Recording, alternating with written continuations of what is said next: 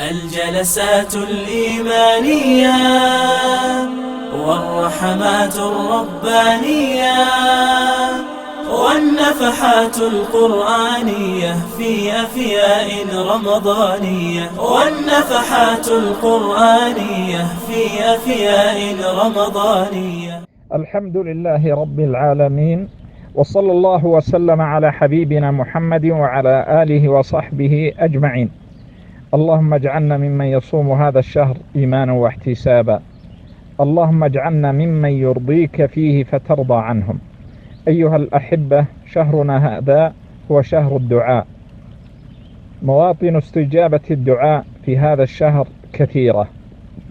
عند فطر الصائم له فيها دعوة، وعند السحر له دعوة، وفي ليلة القدر له دعوة.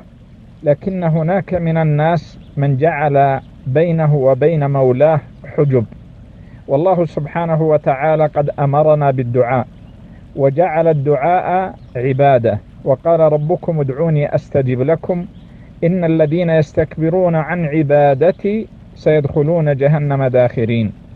والله سبحانه وتعالى مع عبده إذا دعاه، والدعاء مخ العبادة، والدعاء أرجى ما يعبد المؤمن الله به وأيسره. لكن هناك من الناس من جعل بينه وبين مولاه حجب، حتى أصبحت دعواته لا تخترق تلك الحجب. ولعلي أقف على 3 موانع استجابة الدعاء، وأولها الاستعجال. ومعنى الاستعجال أن يقول دعوت ربي فلم أره يستجب لي، والنبي صلى الله عليه وسلم قد حذرنا من هذا. وأنت إن دعوت الله سبحانه وتعالى لم تعدم 3 غنائم، أولها أو إحدى 3 غنائم.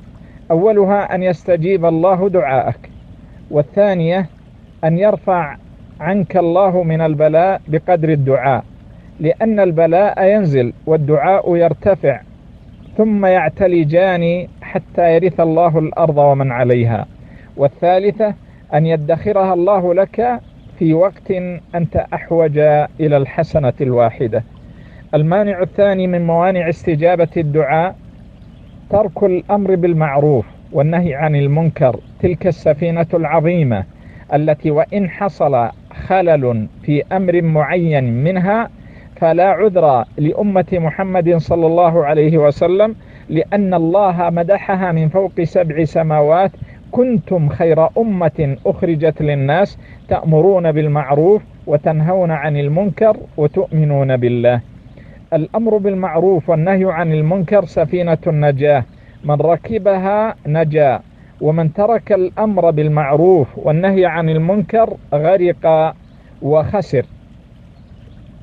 الأمر بالمعروف والنهي عن المنكر خير كله، لأنه أمان لهذا المجتمع ولأمة محمد صلى الله عليه وسلم، وما كان الله ليهلكها وفيها المصلحون.